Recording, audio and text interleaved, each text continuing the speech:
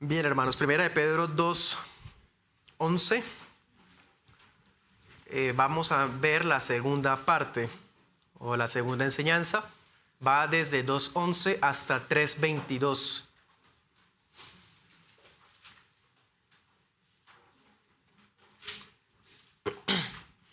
Y vamos a titularla La manera de vivir de los peregrinos.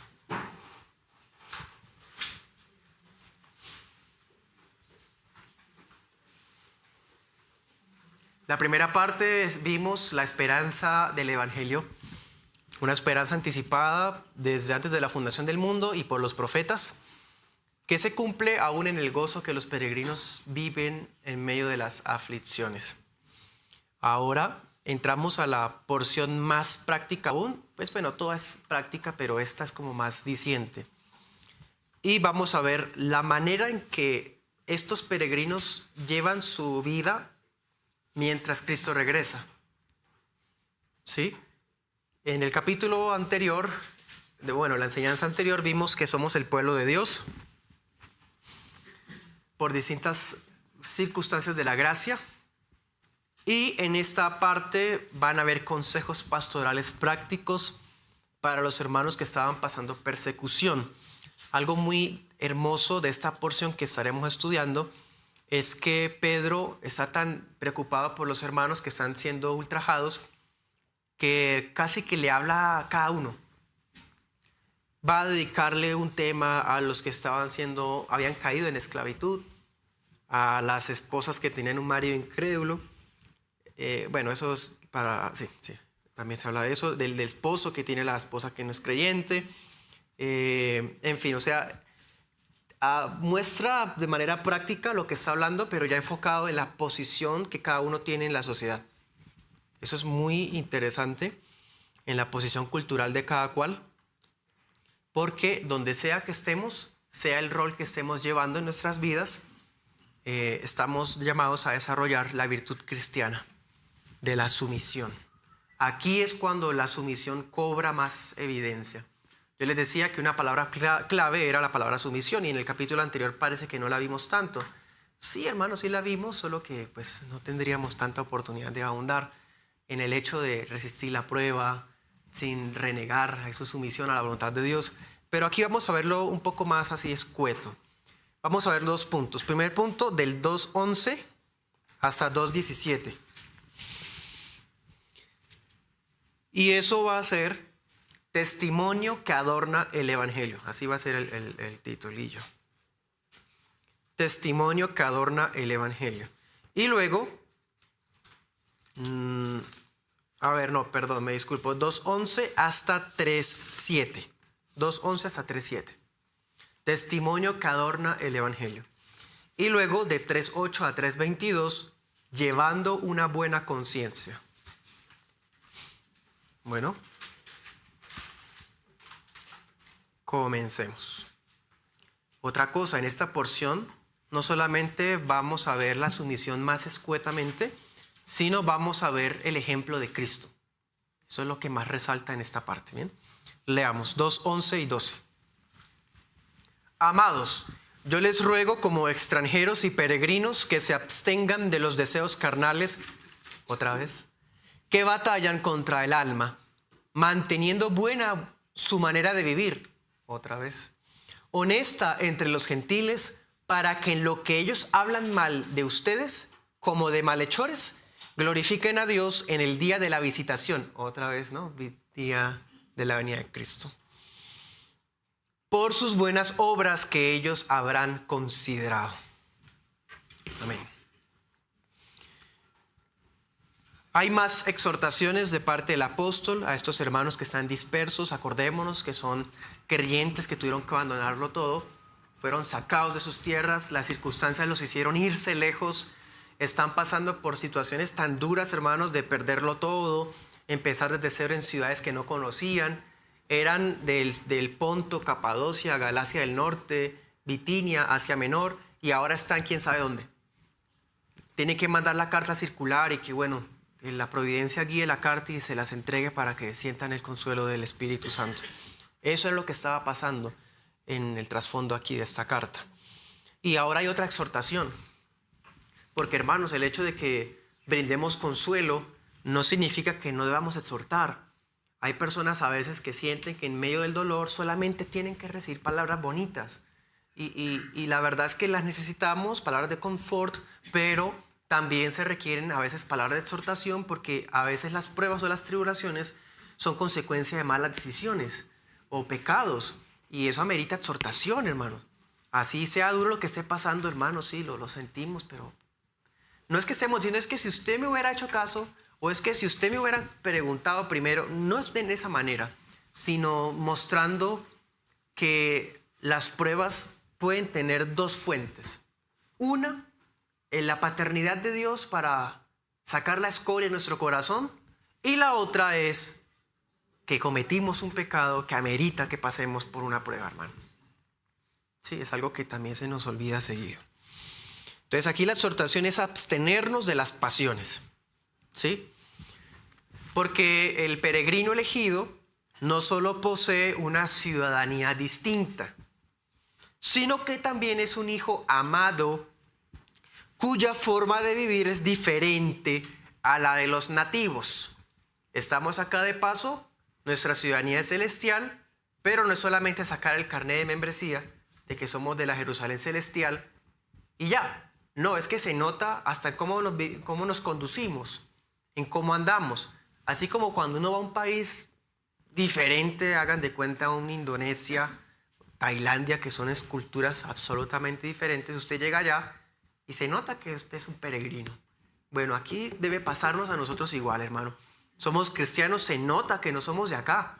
Seguimos siendo bogotanos, cucuteños, bumangueses, en la carne, pero espiritualmente tenemos la misma cultura.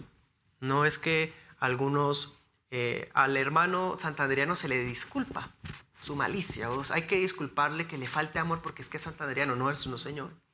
O se le disculpa al bogotano que es como solitario, individualista. No, hermano. Aquí todos somos de la misma cultura, somos los mismos peregrinos elegidos y todos estamos llamados a que abstenernos de nuestros deseos y de nuestras pasiones. En igual medida, en el cristianismo no hay regionalismos. Bueno, entonces estamos llamados a vivir diferente. Que la gente del mundo le dé rienda a sus deseos carnales. Pero los hijos de Dios hacen guerra. Miren la expresión, batallan, ¿no? Deseos que batallan contra el alma.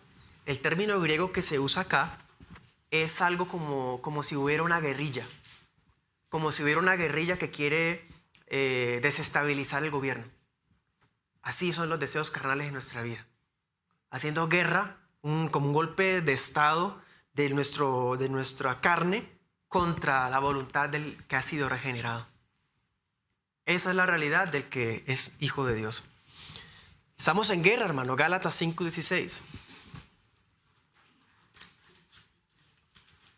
Esa sí es la verdadera guerra espiritual, ¿no? A propósito. Gálatas 5:16 dice, anden en el espíritu y no satisfagan las concupiscencias de la carne, porque la carne desea contra el espíritu y el espíritu contra la carne, y estos se oponen entre sí para que no hagan lo que quisieran. Y ahí se puede ver las obras de la carne, ¿no? Más adelante hasta el 21. Aquí esto no quiere decir que en mi ser hay una batalla entre el Espíritu Santo y mi pecado y a veces le gana el pecado al Espíritu Santo. No, aquí no está queriendo decir eso, hermano. Aquí está queriendo decir es que mi compromiso como peregrino de andar en el temor de Dios, absteniéndome de mis deseos carnales, ese es el andar en el Espíritu. A veces fracasa o a veces se vuelve indiferente o se le olvida.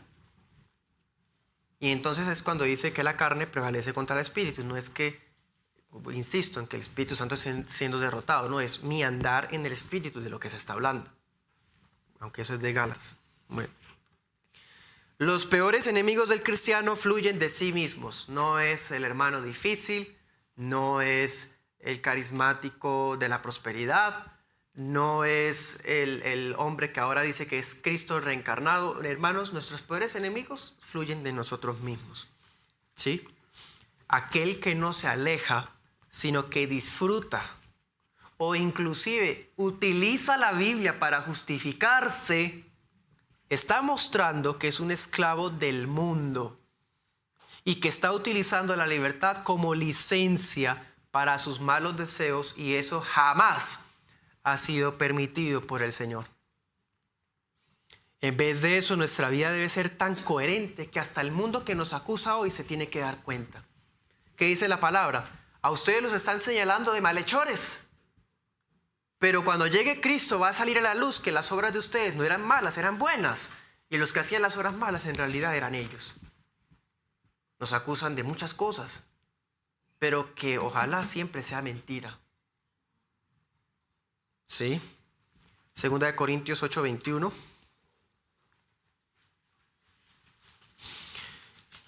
Dice, procurando lo honesto, no solo delante del Señor, sino también de los hombres. Que no se diga, hermano, que si usted trabaja con la administración pública, usted es de los que pasa las firmas por ahí sin cumplir los requisitos, porque el que van a acusar es a Cristo. Que no se diga si usted trabaja en el sector privado que está saltándose tributos o cosas que debe hacer. Mejor dicho, o en la vida común y corriente, que no estamos siendo honestos, transparentes. No, hermano, eso no puede ser. ¿Somos peregrinos o no? Si no es peregrino, pues viva como los otros. Los otros no son así, los otros no son transparentes, la gente es deshonesta, la gente no cumple las promesas, la gente no le importa la puntualidad, no le importa cómo se expresa de su prójimo. Deje que el mundo sea así. Si usted es peregrino, no podemos ser así. Se tiene que notar la diferencia, hermano. Pero sepan que cuando la gente vea la diferencia, nos van a detestar. Esté preparado para eso, porque así como la piedra viva fue desechada, nosotros como piedras vivas también lo seremos. 13 al 17. Y espérenme antes de seguir. Aquí el apóstol está hablando de calumnias, ¿no? Los estaban calumniando. No solamente lo habían perdido todo, ya estaban siendo objeto de calumnias. Los cristianos tal cosa. Y hermano, ¿usted sabe qué calumnias eran? Consultando a algunos comentaristas, uno ve que la oposición era tan terrible que las calumnias no era el típico chiste de barrio o el típico chisme de tienda de impíos, sino eran cosas graves. Decían que los cristianos eran incestuosos porque le decían hermana a la esposa. O que los cristianos eran caníbales porque en la cena del Señor celebraban el cuerpo y la sangre. Eran acusaciones terribles. Los acusaban de ateos porque como no iban a las fiestas de los paganos, entonces eran ateos. Y en ese entonces ser ateo era un delito que se podía castigar. ¿Sí? Acusaban de terroristas a los cristianos porque no honraban al emperador hincando la rodilla. Los acusaban de insurrectos, mejor dicho, tanto es así que muchos fueron ejecutados injustamente. Esas son las calumnias de las que habla Pablo, hermano. Entonces, Pedro. Pero cuando nos acordemos o vivamos el ser objetos de chismes y calumnias, acordémonos de estas. No hemos sufrido hasta la sangre, diría Pablo en Hebreos. En fin, y Pedro no está diciéndoles un consejo inspirado de que, hermanos, ustedes son una minoría, organicen marchas y hagan un sindicato por la vindicación de sus derechos. No, aquí la defensa ¿cuál es? Tengan una manera de vivir buena, y si hablan mal de ustedes, pues que sus bocas sean calladas por la conducta de ustedes. Esa es la protesta de un creyente. Sigamos, ahora sí, 13 al 17. Estén pues sujetos a toda ordenación humana por causa del Señor, sea al rey como a superior, sea a los gobernadores como por él enviados para venganza de los malhechores y alabanza de los que hacen bien, porque esta es la voluntad de Dios, que haciendo bien hagan callar la ignorancia de los hombres insensatos, como libres, y no como teniendo la libertad por cobertura de malicia, sino como siervos de Dios. Honren a todos, amen la fraternidad, teman a Dios, honren al rey.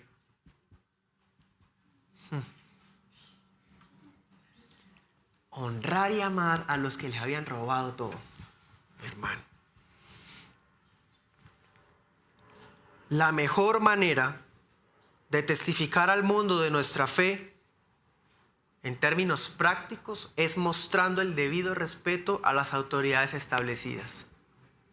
No hay nada más desagradable que un cristiano belicoso, problemático, polémico. Eso es muy fastidioso. Y no solamente para la paz de una iglesia local. La persona que es así en una iglesia local lo es hasta afuera, hermano. No se sujeta a nada, a nadie. Siempre tiene algo que criticar, siempre algo que hablar. Tengan cuidado si alguien ha actuado así, porque se opone a Dios, diría Pablo en Romanos, ¿no? No se opone al hombre, sino a Dios. Aquí Pedro, en armonía con Pablo, otra vez, está diciendo que Dios autorizó a la fuerza pública para alabar a los que hacen bien y castigar a los malhechores, ¿o no? Lo está diciendo textualmente. En armonía con el apóstol Pablo, ¿sí? Entonces, la fe bíblica no propende a ningún tipo de igualdad o justicia social que desconoce jerarquías. La fe bíblica no hace eso. La fe bíblica no desconoce órdenes o instituciones establecidas. Aquí Pedro no está de ninguna manera, y pudiera hacerlo, hermano, humanamente, pero no lo está haciendo, porque no es de Dios hacer eso, haciendo descalificativos o algún tipo de invitación a la rebelión. De ninguna manera. Y seamos francos, ¿qué podría pensar uno de los peregrinos elegidos o uno de los destinatarios originales? Ellos que, como ya lo hemos escuchado, están dispersos en tierra que no conocen por culpa de injusticias. Algunos ya hasta los han matado. ¿Qué podría pensar un hermano que lee esa carta? ¿Por qué los cristianos debemos mostrar sujeción a hombres impíos? O sea, si yo soy convertido, ¿por qué me sujeto a un inconverso? ¿Alguien podría pensar eso? ¿Por qué vamos a rendirle sujeción a gente para las cuales somos extranjeros? No me dice que soy peregrino, entonces ¿por qué me debo sujetar a la ley de acá? ¿Sí? ¿O por qué debo someterme a alguien que se está burlando de mí? ¿O de mi Señor? ¿Cuál es la respuesta de Pedro? ¿Qué leímos? Miren el 13. ¿Por qué? Por causa del Señor. Sencillo, hermano. Directo.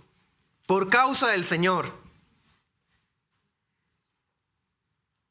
¿Por qué debemos sujetarnos a gente depravada, que tiene una vida inmoral evidente, que tiene discursos ridículos? ¿Por qué no podemos unirnos a la protesta y sacarlos de ahí para que se ponga un gobierno mejor? Por causa del Señor. Porque no estamos llamados a eso. Tenemos nuestra diferencia, evidentemente, pero no estamos llamados a desestabilizar el orden de ninguna forma. La manera legítima de dar testimonio, entonces, es hacer callar la ignorancia de los insensatos haciendo el bien. Somos libres. Ojo con eso. Somos libres, pero también somos siervos del Señor, dice el apóstol también ahí. Eso significa que estamos llamados a tener temor de Dios, pero también a mostrar sujeción y amor fraternal. Bueno, sigamos leyendo. 18 al 20. Siervos. Y aquí empieza la lista de consejos prácticos para situaciones particulares.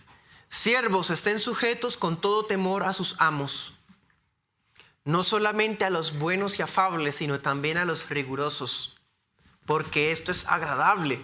Si alguno a causa de la conciencia delante de Dios sufre penalidades padeciendo injustamente.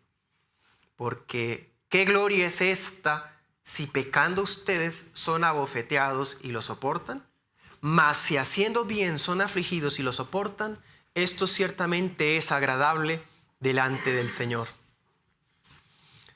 Hermanos, la sumisión tiene implicaciones sociales, sí. Políticas, sí. Lo acaba de decir el apóstol. pero también tiene implicaciones laborales. Miremos el trasfondo. Esto que estamos leyendo acá en el 18, que dice siervos, no son el criado que atiende las tareas varias de la casa o de la empresa. Es el esclavo que es considerado una cosa y que tenían derecho los amos de golpear cuando quisieran. Eso es lo que está hablando acá. Esclavos. Ahora pongámonos en los zapatos de ese esclavo que es cristiano. Jesús me hizo libre. ¿Por qué debo seguir siendo esclavo? Por causa del Señor. Impresionante. Pedro no está diciendo el Señor te hizo libre. Ve, huye de ahí. Manténgase, estése sujeto. Aun cuando tenga un amo abusivo. Tremendo. ¿Usted sabe qué es un amo abusivo en ese contexto? Tan solo echemos un vistazo a la esclavitud a manos del Imperio Británico, o que es hace relativamente poco, hace 2 siglos más o menos, que es algo terrible, por ejemplo, con los afrodescendientes. Tan solo veamos eso. Pues la esclavitud bajo la mano de Roma era peor, hermano. O la esclavitud que aún todavía se llega a practicar en algunas regiones islámicas. Eso es lo que se está hablando acá.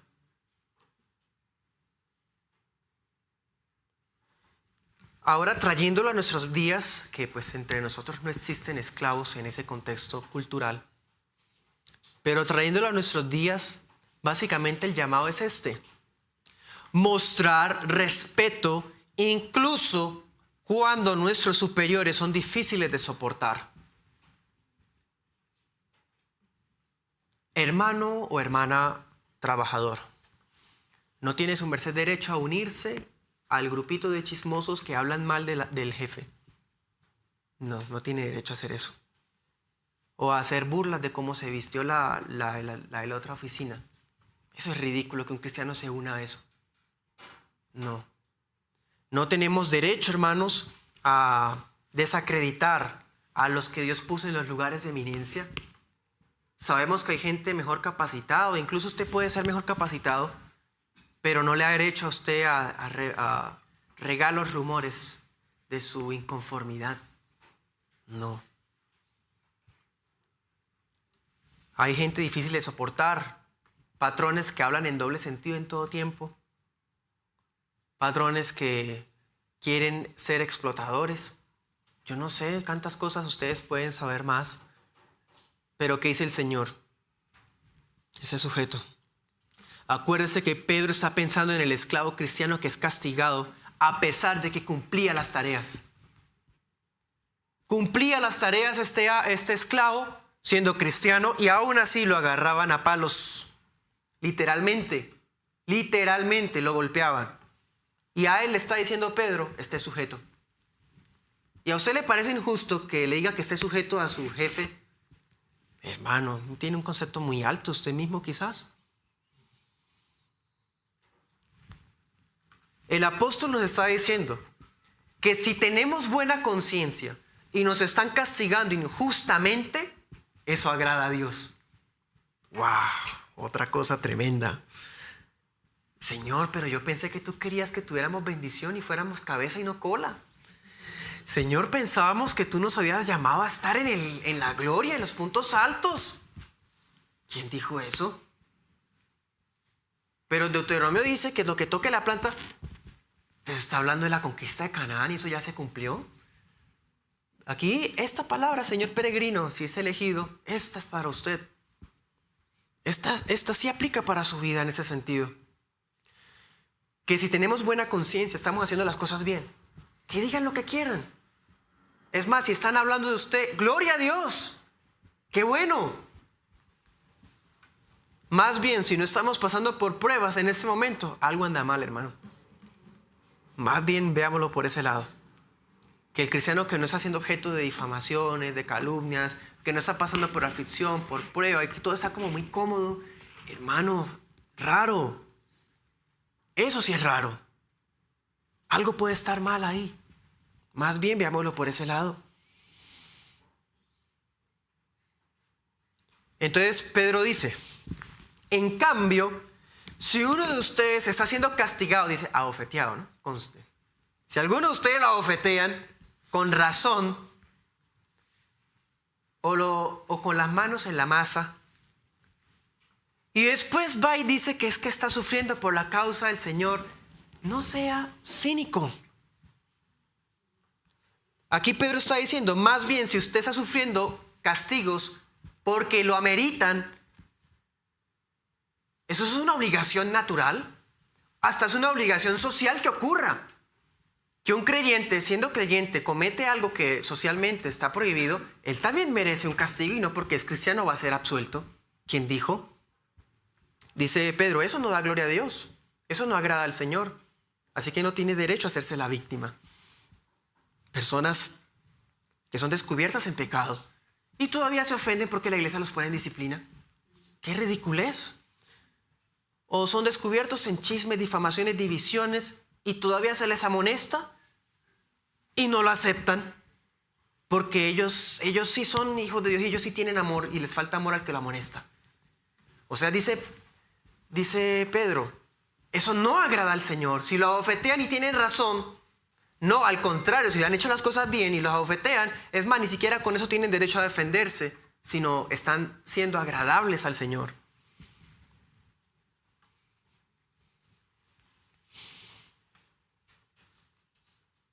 Sigamos, 21 al 25. Pues para esto fueron llamados. Wow. Para eso, hermano. No para ser prósperos, tener la mejor vida ahora. El Evangelio de Pedro acá tumba el Evangelio de la prosperidad. Usted nunca va a ver a un falso maestro de esa calaña hablando una predicación de Primera de Pedro, nunca. Primera de Pedro es el Evangelio que recuerda la realidad de las aflicciones, la necesidad de las aflicciones para todos los cristianos. ¿Sí? Sigamos. Para eso son llamados, porque también Cristo padeció por nosotros, dejándonos ejemplo para que ustedes sigan sus pisadas, el cual no hizo pecado, ni fue hallado de engaño en su boca, quien cuando lo maldecían, no respondía con maldición, cuando padecía, no amenazaba, sino que remitía la causa al que juzga justamente, quien llevó nuestros pecados en su cuerpo sobre el madero, para que nosotros, estando muertos a los pecados, vivamos a la justicia. Otra vez lo de renacer, ¿no? Muertos a vida. Por cuya herida han sido sanados, porque ustedes eran como ovejas descarriadas, pero ahora han sido vueltos al pastor y obispo de sus almas. Amén.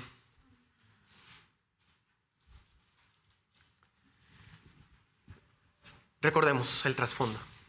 Un esclavo lo tratan como basura, como un objeto que es de propiedad del amo. Lo están golpeando y Pedro le dice, sujétese por causa del Señor. Pero mi amo es duro. Sujétese por causa del Señor. Pero he cumplido todas mis tareas y aún así me abofetea o me castiga con latigazos por causa del Señor. Pero el Señor no me hizo libre. ¿Por qué voy a seguir en esta situación? Porque el Señor, siendo libre y el Señor de señores, también padeció. Wow. O sea, ahora usa el ejemplo de Cristo. Y esto nos enseña, si sufrimos a pesar de hacer bien, ahí sí estamos siguiendo el ejemplo de Cristo. Eso sí es seguir el ejemplo de Cristo. La gente del mundo le encanta llenarse la boca de hablar del amor de Jesús. A mí me gusta seguir el ejemplo de Jesús porque Él habló del amor. El apóstol Pedro nos dice que hay que seguir el ejemplo de Jesús en cuanto a resistir la prueba, la aflicción, en silencio, en sumisión.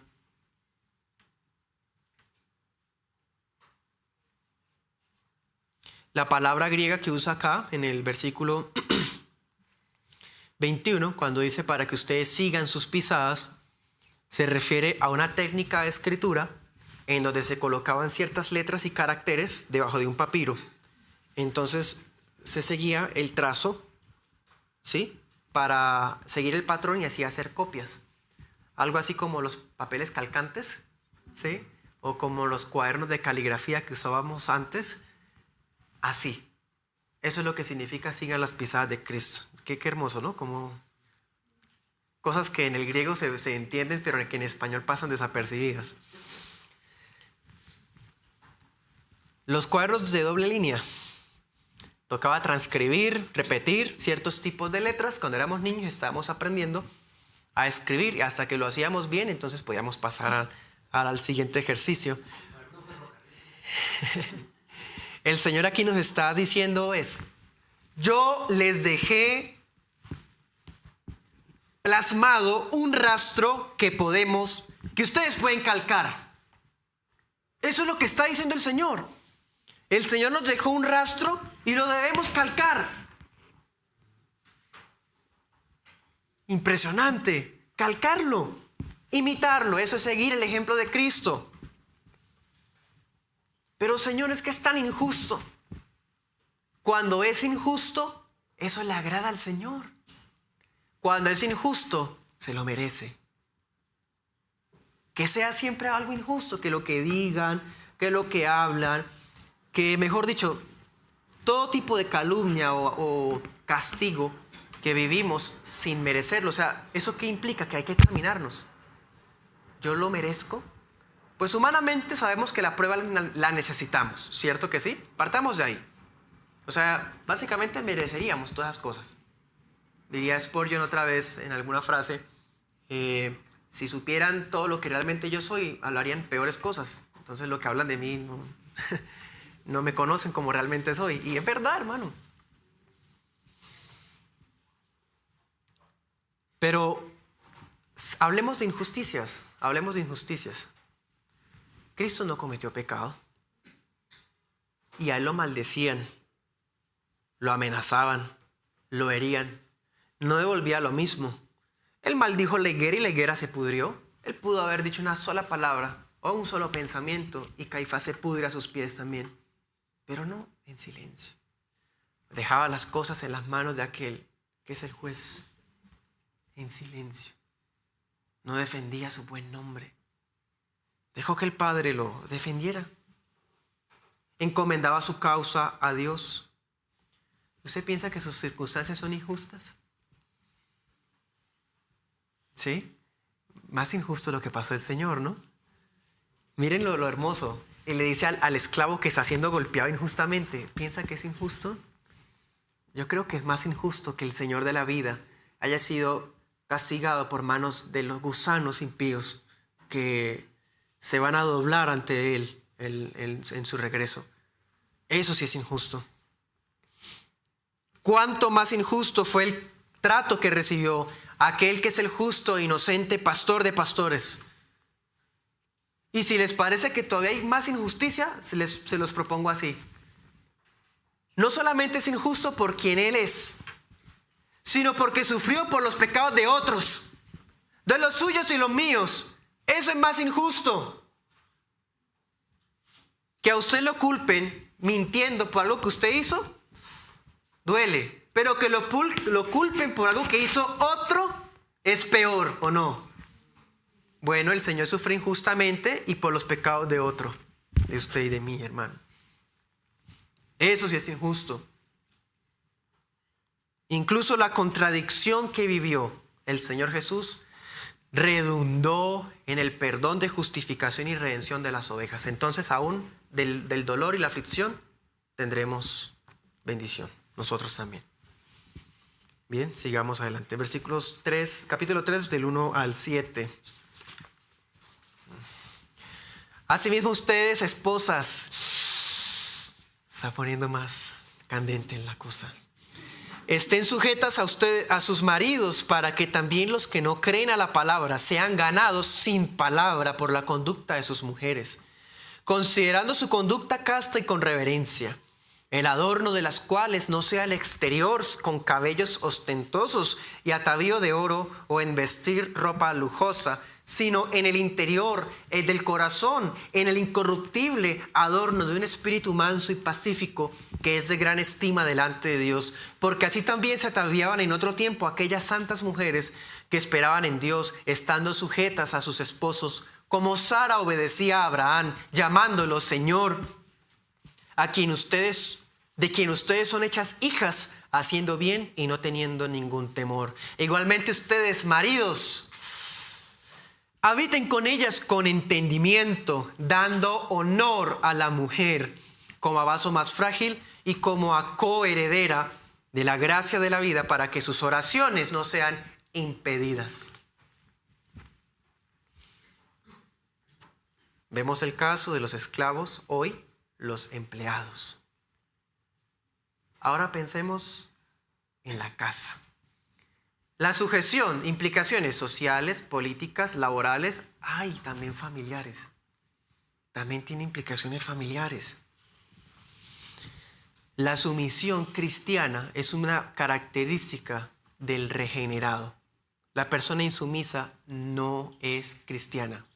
No es cristiana. La sumisión también debe verse en la esfera familiar. Por ejemplo, la esposa cristiana está llamada a mostrar una conducta casta, respetuosa, modesta, afable. ¿Sí? Es más, dice Pedro algo muy interesante. Dice, para que sean ganados sin palabra. O sea, el esclavo de ahorita lo están castigando por cosas que hizo bien, injustamente. Y ahora la esposa tiene que aguantarse a ese impío que tiene en su casa, porque no es cristiano. Señor, no es justo. Tú me hiciste libre. ¿Qué diría el apóstol? Por causa del Señor. Pero Señor, yo entonces voy a hablarle la palabra. Aquí dice, ganado sin palabra. ¿Cómo así? Pero Señor no dice que hay que predicar. Sí, pero aquí lo que está diciendo Pedro, está asumiendo, es que la mujer tiende a ser más expresiva. ¿Será? Y por lo tanto, por naturaleza, tiende a tomar el control de las situaciones con sus palabras. Tiende a elaborar tretas, a elaborar excusas, tiende a manipular, tiende a hablar y a no callarse, a extenderse y habla y repite y lo mismo y recuerda lo otro. Hermano, esas son cosas del día a día. ¿O no?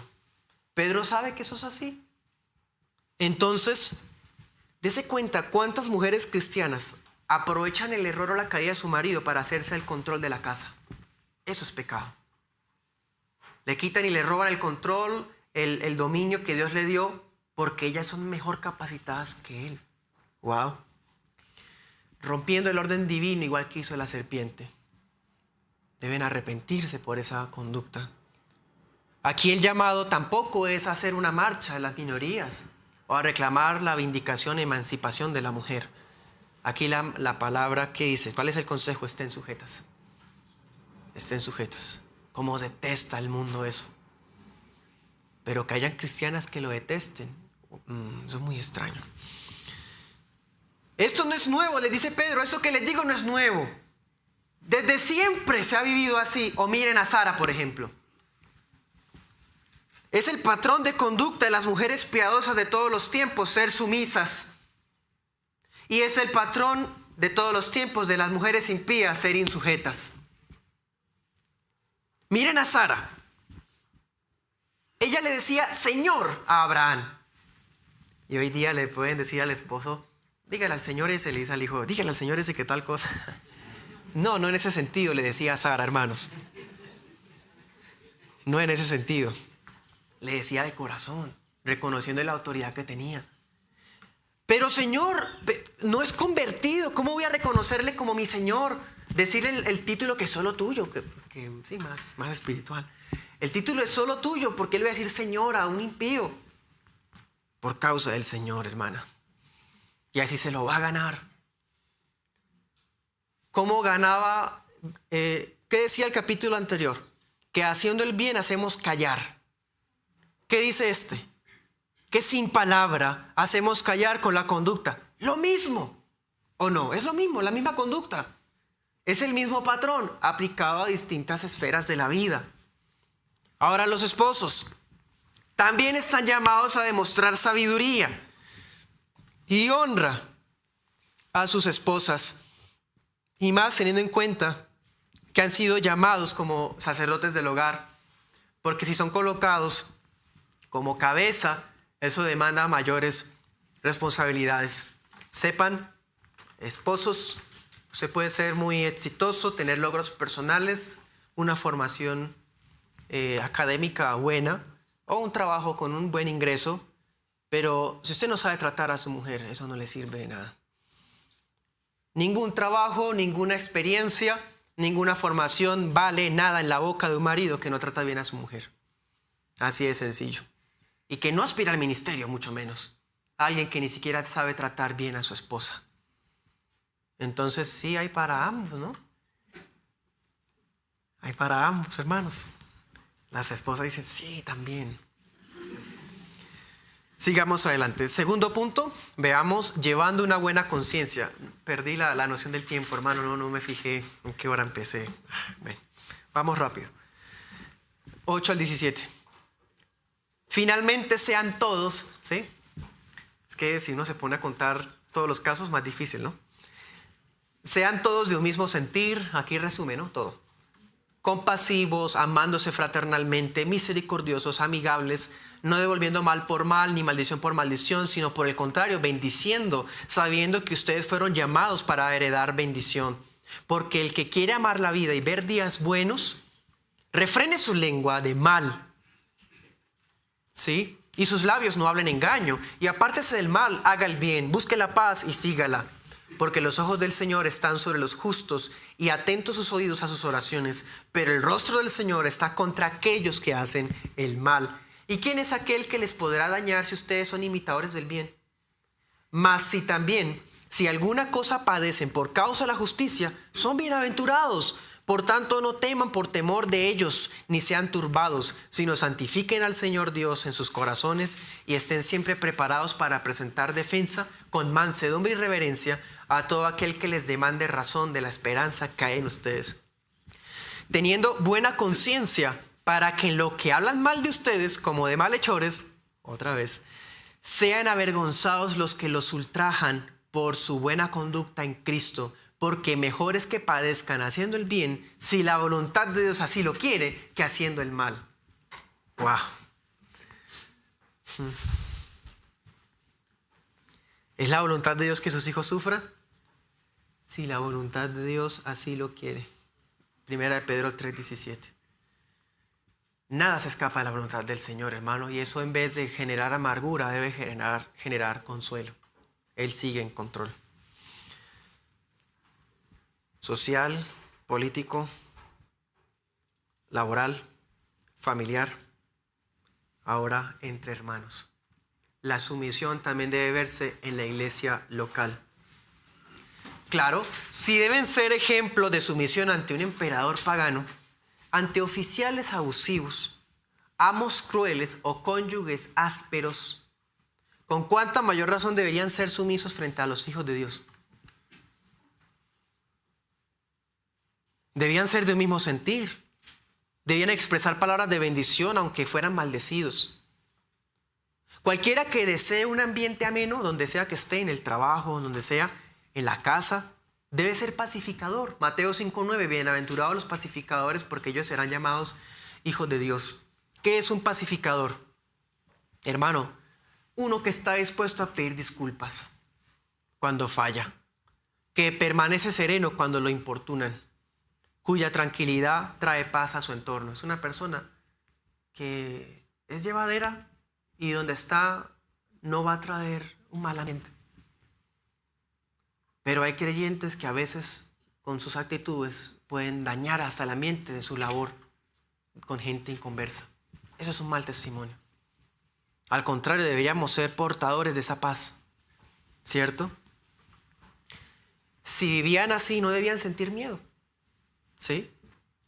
Debían santificar al Señor. ¿Usted sabe qué es santificar al Señor en ese contexto? ¿Qué se imagina? No tengan miedo, sino santifiquen al Señor en sus corazones, dice Pedro en el 3:15. Hay un ejemplo bíblico de alguien que santificó al Señor a pesar de lo que estaba pasando. Job 1:21. Le dice a la esposa, maldice a Dios y muérete. Y él le dice, sea el Señor alabado. Él dio, él quitó. Wow, eso es santificar al Señor. Santificar al Señor es que no entiendo qué está pasando. Se supone que si hacemos las cosas bien, uno recibe bienes. Que si uno hace las cosas en orden en sus labores, va a ser uno reconocido en vez de perseguido. Se supone que si estoy estudiando la palabra con los lomos de mi entendimiento ceñidos, debería el Señor por lo menos ayudarme con salud. Pero no entiendo, Señor, pero seas tú bendecido, bendito por siempre. Eso es santificar al Señor.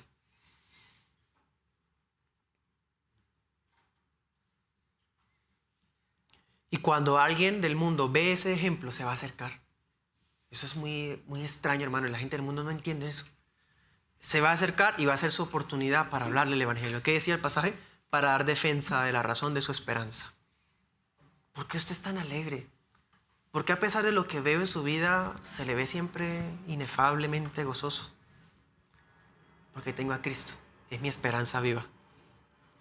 Hermano, eso impacta a cualquiera, hasta el más muerto en sus pecados. Pero con mansedumbre y reverencia.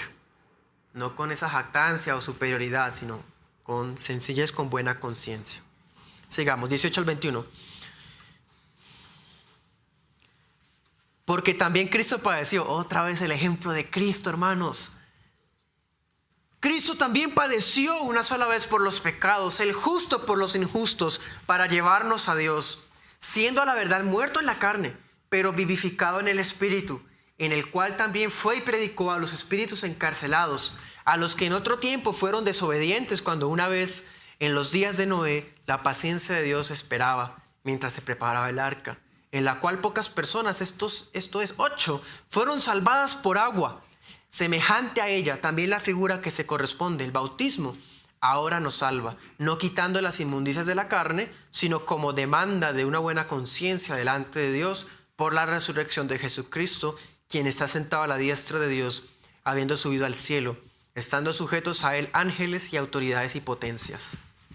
Amén. Impresionante, ¿no? Cómo mezcla teología con practicidad y... Sí. Volvamos al ejemplo de Cristo. El Señor Jesús demostró su misión al Padre durante toda su vida terrenal. Y uno se imagina la cruz, pero hermano, es más.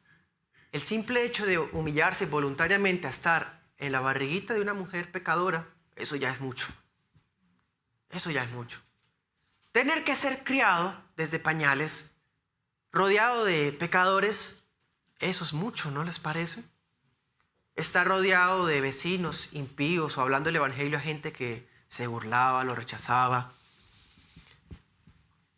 La sumisión que muestra Jesús al Padre está en su predicación, en su muerte también, pero también en su resurrección, hasta en la ascensión se ve. Bueno, entonces con estas palabras, si quiere vuelve a echar un ojo en del 18 al 22 y usted va a captar algo, hermano. Con esas palabras, Pedro está anticipando algo. Prácticamente les está diciendo que las persecuciones que los destinatarios estaban viviendo se iban a poner peor. Eso es lo que está avisándoles. ¿Por qué de repente habla de la muerte de Cristo, que padece el justo por los injustos, de que tuvo que ir hasta, mejor dicho, está implicando que las cosas no van a mejorar? Si seguimos a Cristo, las cosas no van a ser cambiadas en nuestra situación, hermano. Me refiero, si alguien tuvo errores en la crianza con sus hijos, no espere que en un mes de convertido las cosas van a cambiar. No. El creyente que comete un delito y estuvo en la cárcel, igual tiene que sufrir las consecuencias de su acto. ¿Sí? Él está implicando que la situación se iba a poner difícil. Y sí, la persecución de Roma no fue la única. En Persia también la persecución fue terrible, hasta peor que la de Roma. Entonces ellos debían comprender que nada estaba fuera del decreto divino. El padecimiento de Cristo redundó para el bien. Así también esos sufrimientos. Y aquí el apóstol ahora hace un paralelo. con los días de Noé y estos posteros días. En los días de Noé, ¿qué ocurría? ¿Qué decía el Señor Jesús? Compraban, se casaban, ¿se acuerdan? Hasta que vino el diluvio y se los llevó a todos. Pedro está diciendo que estamos así, ahora, lo mismo. Las gentes siguen igualmente necias, se burlan, son incrédulas, insensatas, prefieren calumniarnos en vez de escucharnos. Y están despreocupados por su destino eterno, quieren hacer plata, quieren que sus nombres sean conocidos, quieren ser ahora influencers, ser celebridades, y están ocupados en eso y no tienen mente para el destino eterno que les espera. Así era la gente en los días de Noé. No les importa su condición moral delante de Dios, no les importa que están en unión libre, no les importa que no están criando a sus hijos con la piedad del evangelio, sino igual que como se cría en el mundo, con gritos, con golpes, sin ningún tipo de devocional familiar, igual que en los días de Noé. Versículo 22. Así que el arca de Noé era un tipo del bautismo. Debemos bautizarnos, hermanos. Si alguno de ustedes no se ha bautizado, haga la formación que la iglesia local requiere y bautícese si ha creído en el Señor Jesucristo. Porque el bautismo es la señal de que hemos ingresado a una comunión con Dios sin precedentes. Es una señal de que nuestra conciencia fue regenerada. ¿Sí? Entonces el arca era eso. Haga de cuenta que con el bautismo usted es bienvenido a esta arca. El arca de la gracia de Cristo Jesús. ¿Sí? El bautismo no es un simple lavamiento ritual para quitar inmundicias corporales.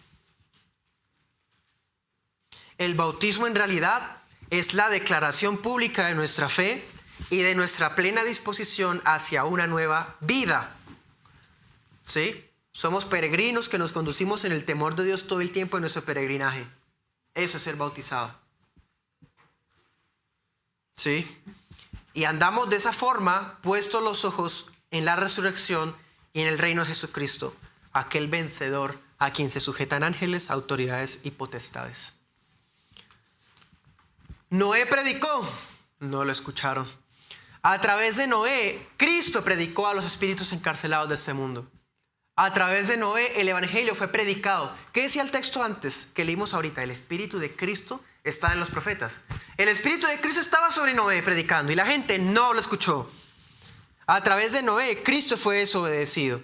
Y cuando Cristo estuvo acá en persona, en su propia vida terrenal, fue rechazado como una piedra desechada. Pero nosotros que hemos creído, nos hemos convertido en piedra viva por medio de la fe y hemos entrado al arca de nuestra salvación. Por lo tanto, cuando llegue el juicio de Dios profetizado, resistiremos el juicio de las aguas de la santa ira de Dios, porque estamos protegidos en Cristo. Ese es el bautismo de nosotros. Amén. Entonces les voy a dar 6 conclusiones, 6 aplicaciones. Y con eso terminamos, hermanos. Les pido disculpas si me excedí un poco del tiempo, pero bueno. Primera, la honra y la obediencia que emanan del quinto mandamiento afecta las distintas relaciones. Honra a tu padre y a tu madre, pero aplica para todo, hermano. Familiar, político, laboral, social y en la iglesia. Eso es honrar a padre y madre. Honrar a las autoridades. ¿Sí? Es una deuda que ha de pagarse, independientemente del carácter de la persona o de la moral de la persona, de la autoridad. Es que mi marido es inconverso, o es áspero, o mi patrón tal cosa. ¿Qué ha dicho el texto, hermano? ¿Qué ha dicho el texto? Somos dados a inventarnos objeciones, a inventarnos salidas para no obedecer. El único límite de la honra y de la obediencia, ¿cuál es? Que no se nos demande algo que contraviene los principios bíblicos y morales y éticos. En otras palabras, que no contradiga mi conciencia como cristiano. Si mi patrón, si el esposo, si el político o si fulano de tal que está en un grado, una jerarquía superior a mí en nuestra sociedad, pide, exige algo que va en contravía de lo que la palabra me manda, yo le obedezco primero a mi rey antes que al rey de este mundo. Esa es la única salvedad que usted tiene. ¿Sí? Segunda conclusión, estar sometidos a la ley de Dios no nos exime de la legítima sujeción a las normas del Estado. Examinémonos en cuanto a las normas de tránsito, hermanos, cómo estamos. Examinémonos en cuanto a las normas de convivencia. Creyentes que creen que evangelizar es por colocar el equipo de sonido a todo volumen. ¿Qué es eso? Eso es romper las normas de convivencia, ¿no? De paz. Eso es dar un mal testimonio. Es que yo quiero que escuchen la palabra. Vaya y predíquele. Voy a escribir en los días de cristianos en el colegio que rayan las paredes. Cristo te ama y eso. Por favor. Hay otras maneras. Acatamos no solo en pro de una pacífica convivencia, sino porque es nuestra obligación como siervos de Dios. El Evangelio no nos hizo libres de abstenernos de los deseos de la carne. El Evangelio no nos hizo libres de obedecer a las autoridades. El Evangelio no nos hizo libres de sufrir. Así que solo una persona regenerada puede estar dispuesta a sacrificar su propio orgullo, porque a veces, hermanos, las inconformidades del trato que nos dan ni siquiera están así. Es que tenemos un orgullo todavía inflamado. Entonces, bienvenida a la prueba que saca a la luz la escoria de mi corazón para ver que me falta mucho. El regenerado sacrifica su orgullo, hasta su felicidad. Es que desde que llegué a la iglesia ya no me siento tan feliz. Claro, porque no hace lo que le gustaba antes. Más bien mire su corazón si es regenerado. ¿Acaso no haya felicidad y gozo inefable en su Salvador? ¿No tiene un gozo glorioso en Cristo? ¿Todavía quiere sentirse feliz celebrando igual que con el mundo un Halloween, por ejemplo? Un día de las velitas. Por favor, eso es pagano. ¿Tiene su felicidad en cosas tan vanas? Acatemos la voluntad de Dios y seremos felices. Esa es la verdadera felicidad de los peregrinos. Tercera conclusión. El mundo le encantan los lugares de autoridad porque piensa que la sumisión es una tontería, que es digna de lástima ser sujetos. Les parece mal que en una iglesia se hable de la sumisión de la mujer. Uy, qué opresión es eso. Pero este es el cuaderno de caligrafía que Dios nos dejó, hermanos. Imitémoslo. Cristo mismo lo vivió así y murió así. Ese es el patrón real, palpable de la forma de vivir que debemos perseguir. El único hombre perfecto que ha existido fue tratado como el pecador de la peor calaña.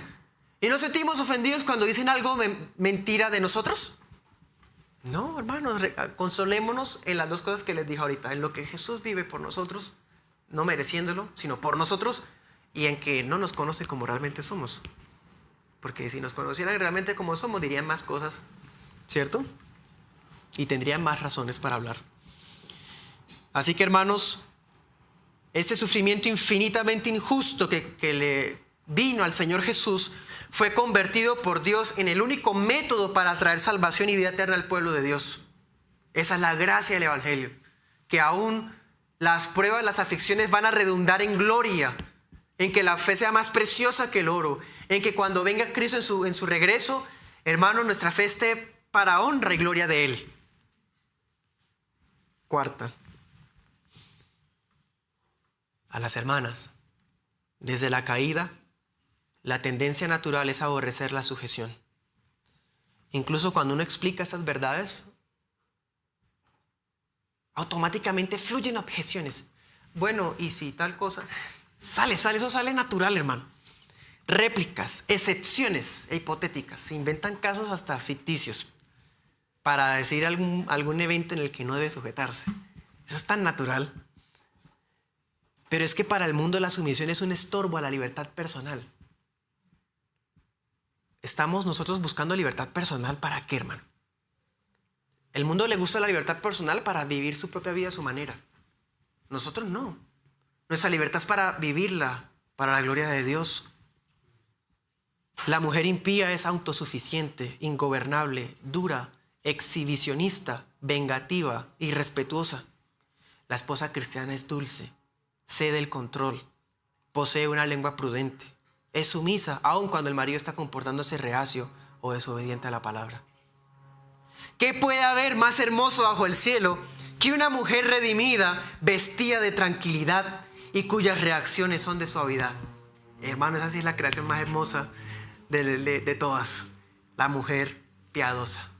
Esa es la creación más hermosa. Porque tiene una sumisión, un espíritu afable, dice el apóstol. Y por su lado el esposo piadoso sabe llevar una vida de comprensión con su mujer. Eso requiere que usted la conozca. Eso requiere que usted le dé tiempo. Que tenga amor sacrificial por ella. Tiempo, hermano. Ocupados en otras cosas y a veces solamente es el saludo el día a día. ¿Qué es eso? En Cristo, ¿dónde está la fraternidad que se debe vivir en el hogar? Ese debe ser el lazo más poderoso de nuestra vida. ¿Qué decía el apóstol? Como a vaso más frágil. No solamente significa que la mujer sea físicamente más débil. Esto es más profundo, hermano. No seamos tan superficiales. Piense esto, varón. ¿Cómo trata usted algo que usted considera muy valioso? Le costó comprar eso. O pensemos, ¿cómo trata algo que está estrenando? ¿Sí? ¿Cómo es nuestra manera de manipular algo que estamos viendo que tanto nos costó conseguir? Bueno, así trate a su esposa.